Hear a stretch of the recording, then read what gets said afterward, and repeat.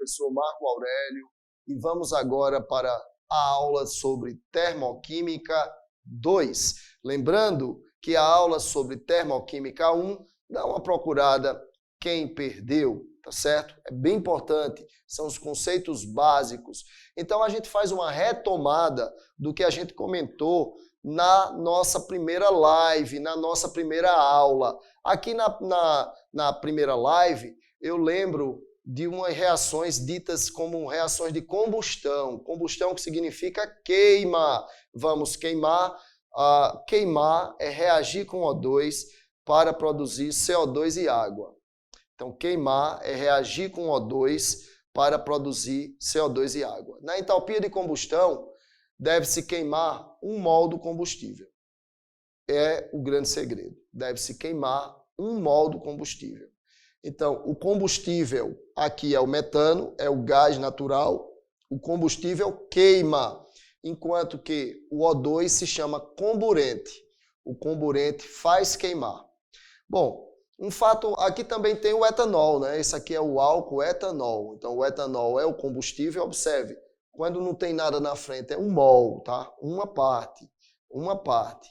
Então, tá aqui o combustível e tá aqui o comburente. Um fato também interessante é quando a gente estuda os gráficos. Aí é muito importante. Uma reação que é dita exotérmica é quando o conteúdo energético dos reagentes é maior do que o conteúdo energético dos produtos. Então, para o reagente chegar nos produtos, ele precisa perder energia. Vai uma dica. Desceu no gráfico é uma reação exotérmica. Subiu no gráfico é uma reação endotérmica. Então, observe que o gráfico de uma reação exotérmica, o conteúdo energético dos reagentes é maior do que o conteúdo energético dos produtos. Por outro lado, o gráfico de uma reação endotérmica, o conteúdo energético dos produtos é maior do que o conteúdo energético dos reagentes. Então, para o reagente chegar nos produtos, ele precisa ganhar calor. Nesse caso, para os reagentes chegar nos produtos, ele precisa perder calor. Um fato interessante é o que vocês estão vendo aqui. Nós temos aí a chamada energia de ativação. A energia de ativação é a menor energia necessária para que a reação ocorra. Eu vou soltar para vocês uma informação muito legal. A gente tem num sistema moléculas e essas moléculas possuem ligações químicas, que pode ser simples, dupla, tripla. E aí é necessário dar calor para que essas ligações químicas sejam rompidas. E aí os átomos ficam livres, é o que a gente chama de complexo ativado. O complexo ativado é um intermediário instável entre os reagentes e os produtos. Depois do calor da atomização, depois que foi fornecido calor ao sistema e as ligações químicas foram quebradas, foram rompidas, que os átomos agora estão livres e se movimentando, isso é chamado de complexo ativado. A tendência vai ser esses átomos que estão livres e se movimentando, formar novas ligações químicas e formando novas ligações químicas, ocorre a formação dos produtos. Tá certo? Então, guarda isso. Reação exotérmica, o conteúdo energético dos reagentes é maior do que o conteúdo energético dos produtos. Numa reação endotérmica, o conteúdo energético dos produtos é maior do que o conteúdo energético dos reagentes. Bom, aqui nós temos um exemplo bem interessante da combustão, mais uma vez, do metano, né? Então, observe que na entalpia de combustão, como a gente já tinha comentado, isso é tão importante, isso é tão recorrente em provas, você deve queimar sempre 1 mol do combustível, botar 1 aqui na frente e começar o balanceamento. A quantidade de átomos de um lado tem que ser igual à quantidade de átomos do outro lado. Então, se aqui tem uma letra C, CH4 é um carbono e 4 hidrogênios. Então, se aqui tem uma letra C, aqui também tem uma letra C. Se aqui tem 4 letras H, aqui, ó, quando você multiplica esse número que está aqui na frente, que se chama coeficiente, e esse número pequenininho se chama índice, você deve multiplicar o coeficiente pelo índice. Multiplica os dois. E aí, quando você multiplica 2 vezes 2, você tem 4 letras H. Aqui agora, olha, você tem 4 oxigênios, sempre utilizando aquele processo. Multiplicar o coeficiente, o número que vem na frente da molécula, pelo índice, ou seja, a quantidade daquele átomo. Então, são 4 oxigênios, aí agora tem um desafio. E do outro lado, tem quantos oxigênios? Tem que ter 4, tá? Vamos ver. Então, esse 1 aqui, ele multiplica o 2, mas esse 2 aqui multiplica 1, certo? H2O, o 2 é do hidrogênio. Então, esse 2 aqui multiplica esse oxigênio, 2, 2 mais 2, 2. Com 2, 4, bate com o outro lado, tá bom? Então, fica ligado nisso. Bom, aqui nós temos uma coisa bastante interessante, esse gráfico, ele é muito legal, e o Enem já cobrou esse gráfico, e aí ele na verdade passa por 3 etapas, né? Que é quando ocorre o enlace, quando ocorre o compartilhamento de elétrons numa ligação covalente. Ligação covalente é aquela que ocorre entre metais, e a grande característica da ligação covalente é o compartilhamento de elétrons. Então, veja só, nós temos aqui o gráfico, que gráfico bem interessante, né? Nesse momento aqui, que é o momento 1, o que está acontecendo é uma atração entre átomos. O meu núcleo, lembro que o átomo tem um núcleo com cargas positivas, chamada prótons, e partículas sem carga, chamada nêutrons. E o átomo tem uma eletrosfera com elétrons, partículas negativas. Vamos recapitular? Um átomo possui um núcleo com cargas positivas e sem cargas, prótons e nêutrons, e tem uma eletrosfera com elétrons. Então, como é que acontece essa atração aqui? Esse 1 aqui significa atração. Então, olha, meu núcleo positivo sente a presença da tua eletrosfera negativa.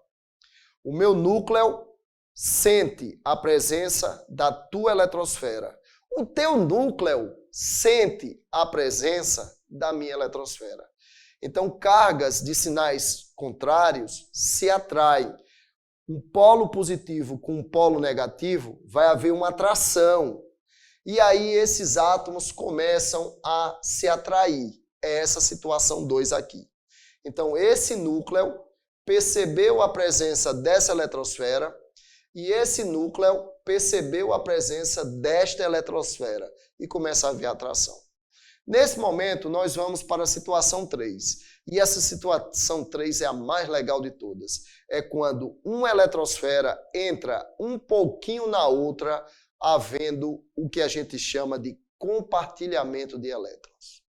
O compartilhamento de elétrons, a formação de uma ligação química, perceba que é um fenômeno que libera energia. É um fenômeno que vai liberar energia, é um fenômeno exotérmico. Toda vez que uma ligação química é quebrada, é endotérmico. Toda vez que uma ligação química é formada, é exotérmico. Guarda isso, guarda isso. Se não entendeu, volta ao vídeo. A tecnologia nos permite que a gente volte o vídeo, veja mais de uma vez, até internalizar o processo. Tá certo? A pesquisa é muito importante, tá certo? Faz uma pesquisa, que isso é muito importante. Então, veja, nós temos aqui o chamado fundo do poço. O fundo do poço está indicando que está havendo compartilhamento de elétrons. Mas, vamos também entender a situação 4.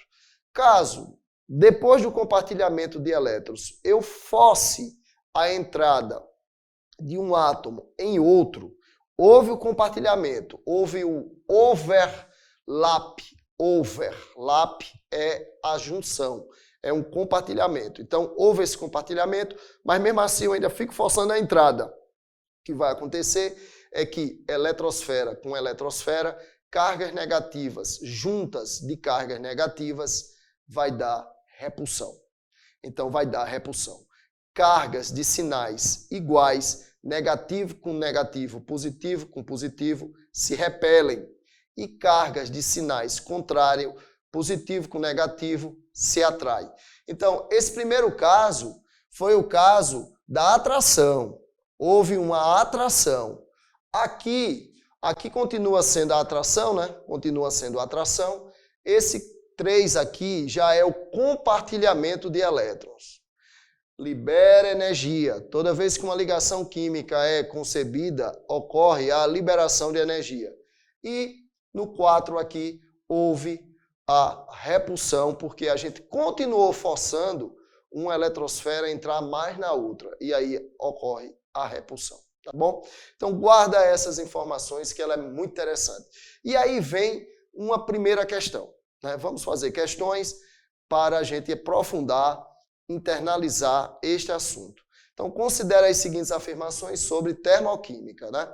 Vaporização do etanol é um processo exotérmico.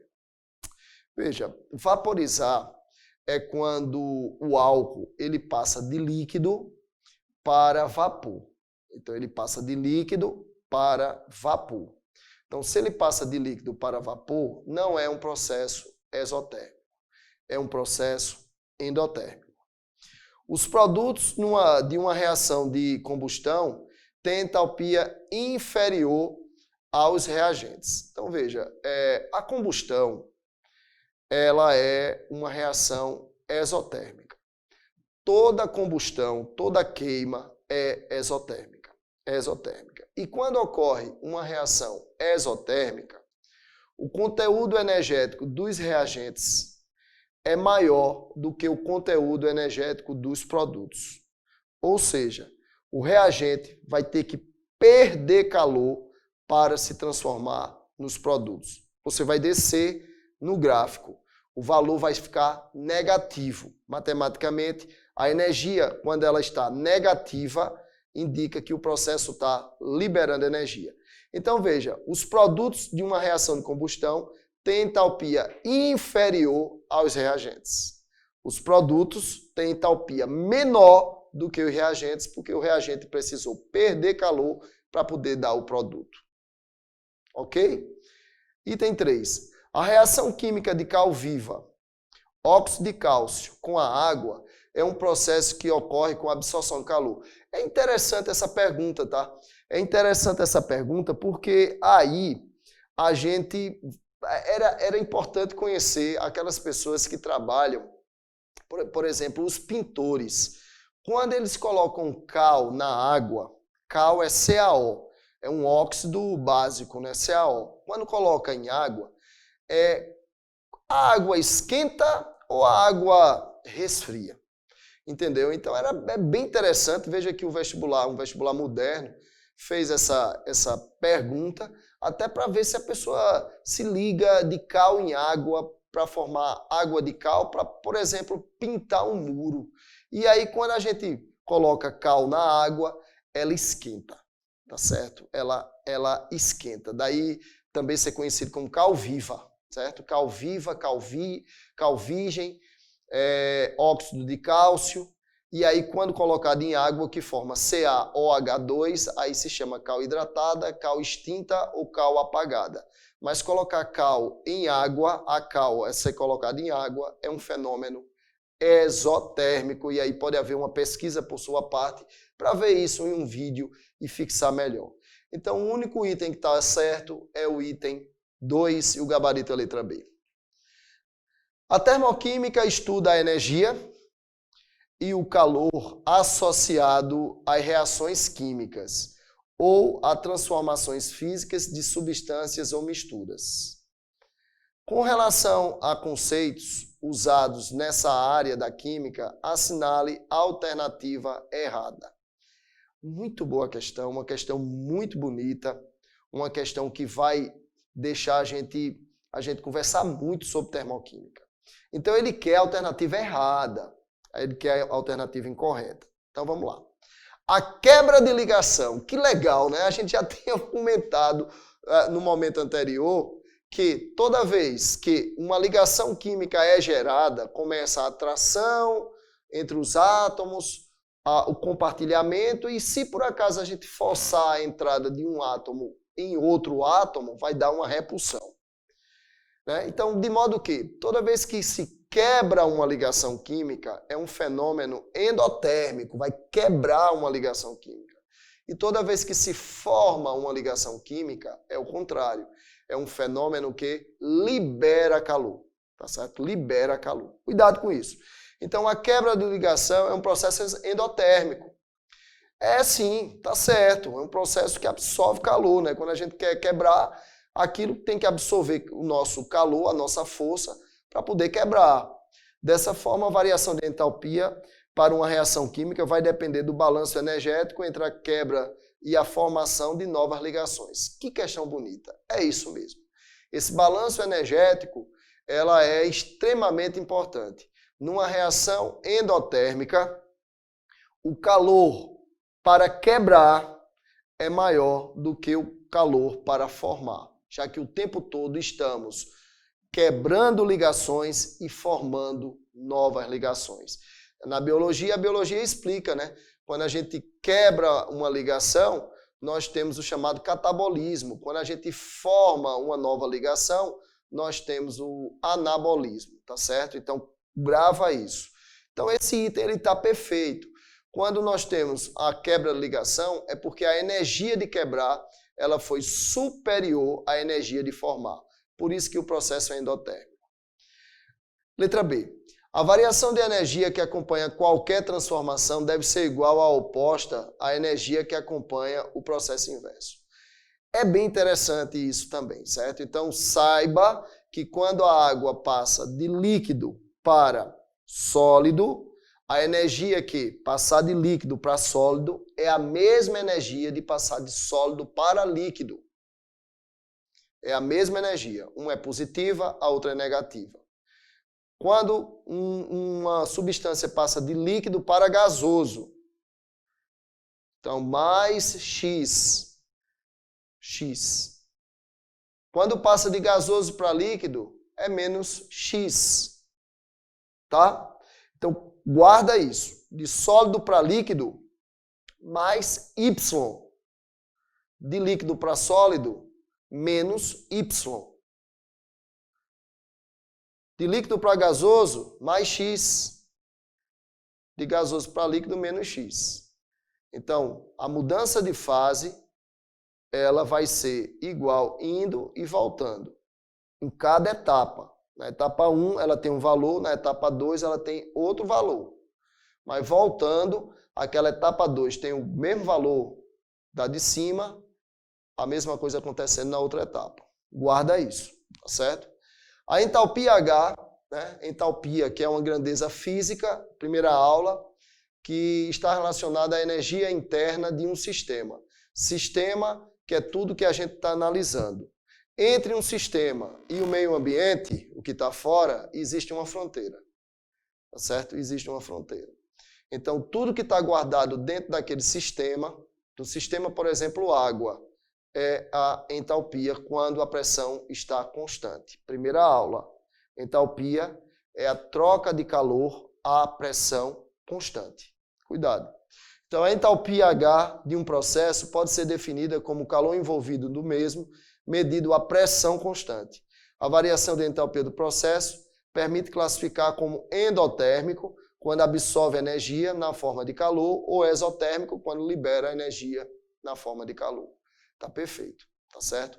A troca de calor, a pressão constante, a conta foi feita, o resultado foi obtido, a pressão constante. Isso é chamado de entalpia.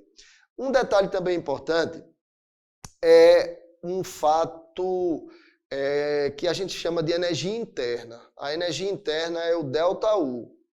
Então, ΔU corresponde a troca de calor a volume constante.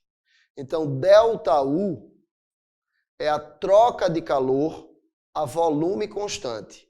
ΔH é a troca de calor a pressão constante. Grava isso, que isso cai. Desse jeito que eu estou falando. O fenômeno da ebulição que é passagem de líquido para gasoso, o fenômeno da ebulição e da fusão, que é a passagem de sólido para líquido, de uma substância, são exemplos de processos físicos endotérmicos. Fenômeno físico é aquele que é reversível. A gente conversou isso na nossa primeira aula, de Termoquímica 1. Então, retoma lá aquela aula se não conseguir entender direito. Então, fenômeno físico é aquele que é reversível, ou seja, aquele que vai e volta. E endotérmico é aquele que absorve calor. Então, se eu estou falando de uma ebulição, eu estou falando de uma mudança de fase. Se eu falo de uma mudança de fase, realmente isso é um processo físico. E esses que ele comentou, a ebulição, líquido para gasoso, e a fusão que ele diz de sólido para líquido, quando o gelo derrete, é um fenômeno endotérmico físico. E a lei de Hess afirma que a variação de energia deve ser diferente, dependendo de se o processo ocorrer em uma ou em várias etapas. E a gente percebe que isso está errado. Lei de Hess diz que os processos termoquímicos, termodinâmicos, não dependem de como a reação ocorre, dependendo apenas do estado inicial e do estado final. Então, depende apenas do estado inicial e do estado final. Cuidado com isso aí. Então, a resposta dessa questão ficou gabarito, letra E. Lei de Hess é ΔH igual a entalpia dos produtos menos a entalpia dos reagentes. Bom, nós temos aqui mais uma pergunta. Desde a pré-história, quando aprendeu a manipular o fogo para cozinhar os seus alimentos e se aquecer, e também se proteger, né? Se proteger. O homem aprendeu a controlar o fogo, a cozinhar os alimentos ficaram mais moles. Se eles ficaram mais moles, ficaram mais fáceis de serem digeridos. E aí houve uma grande transformação no nosso corpo. A diminuição do nosso intestino e o aumento do nosso cérebro. E aí a gente conseguiu até confeccionar aparelhos mais bem elaborados para caça, para proteção. Tá certo? Então, foi uma grande evolução a ingestão de proteínas. Onde é que está a proteína? A proteína está na carne, está no leite, está no ovo, está no queijo. Então, quando a gente conseguiu deixar essa carne mais mole, digeri-la mais rápido, significou que esse ganho de energia fez com que o nosso cérebro ampliasse e o nosso intestino diminuísse. Essa foi a grande evolução dos seres humanos. E aí nós temos que o homem vem percebendo sua dependência cada vez maior das várias formas de energia. A energia é importante para o uso industrial e doméstico, no transporte. Eu poderia ainda completar no conforto, né? O nosso conforto depende de energia. A internet que você está me vendo agora, a televisão que está acesa, o celular que está aceso, o seu computador que está aceso, isso depende de energia, certo? E as energias que provêm de reações químicas exotérmicas, são aquelas que liberam calor.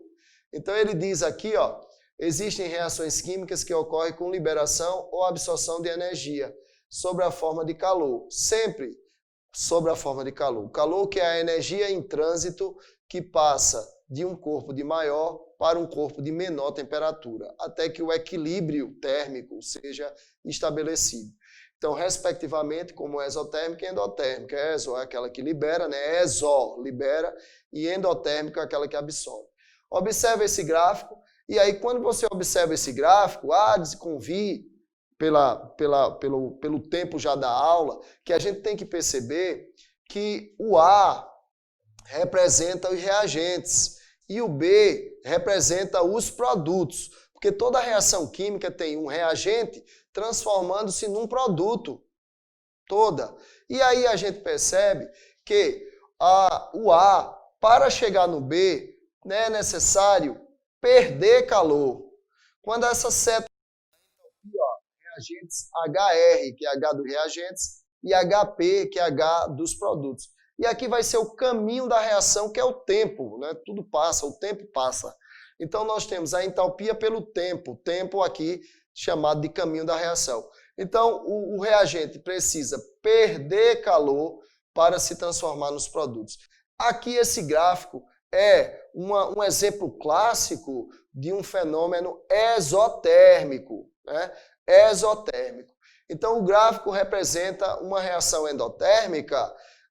Poderia ser endotérmica se o A estivesse embaixo e o B estivesse em cima, indicando que o A, representando aqui os reagentes, precisa ganhar calor para chegar no B, que é o produto. Reagente e produto. Reagente ganha calor para chegar no produto. Só que aqui está indicando que o reagente perde calor para se transformar no produto. Então, este gráfico representa uma reação exotérmica. Vindo aqui para outra pergunta, e outra pergunta muito interessante, ela diz assim: considere as transformações a que é submetida uma amostra de água, né? Você nota que aqui nós temos o vapor de água se transformando em água líquida, se transformando em gelo. Nós temos aqui o gelo perdendo calor para a água líquida e perdendo calor aqui para se transformar em vapor de água. É um fato interessante que eu estava louco que isso aqui chegasse, muita vontade que chegasse esse slide, até para fazer um comentário com vocês, que o calor do 1 é igual ao calor do 2. Lembra de uma pergunta que a gente fez? O calor do 3 é igual ao calor do 4, sendo que um é positivo e o outro é negativo. Agora, 1 e 2 são calores diferentes, com valores diferentes que o 3 e o 4. Que fique claro isso, tá certo? Que foi daquela pergunta que a gente fez, eu acredito que foi a nossa segunda pergunta. Então, a segunda questão. Então, ele diz assim, o vapor, para se transformar em água líquida, precisa perder calor. Então, esse 1 é exotérmico. A água líquida precisa perder calor para se transformar no gelo. Então, o 3 é exotérmico também. Então, 1 e 3 são processos exotérmicos. Enquanto que o gelo, para se transformar em água líquida, absorve calor. E a água líquida, para se transformar em vapor de água, também vai absorver calor. Então, o 2 e o 4 são fenômenos endotérmicos, que inclusive a gente vê em casa, né? Pegar a água e colocar no congelador, ela vai virar uma pedra de gelo, essa água vai virar gelo porque perdeu calor, tá? E se a gente pegar essa água e colocar numa panela e em cima de um fogão, vai absorver calor ali do fogo e vai se transformar em vapor de água. A ideia é essa. Então, quando ele diz para vocês agora, nós temos aqui, muito interessante, viu? Muito interessante mesmo essa pergunta. A quantidade de energia liberada é em 1. Então, 1 libera energia. É igual à quantidade de energia absorvida em 2, tá certo? Então, 1 é um fenômeno que libera energia, porque ir para a direita está liberando energia e vir da direita para a esquerda está absorvendo energia.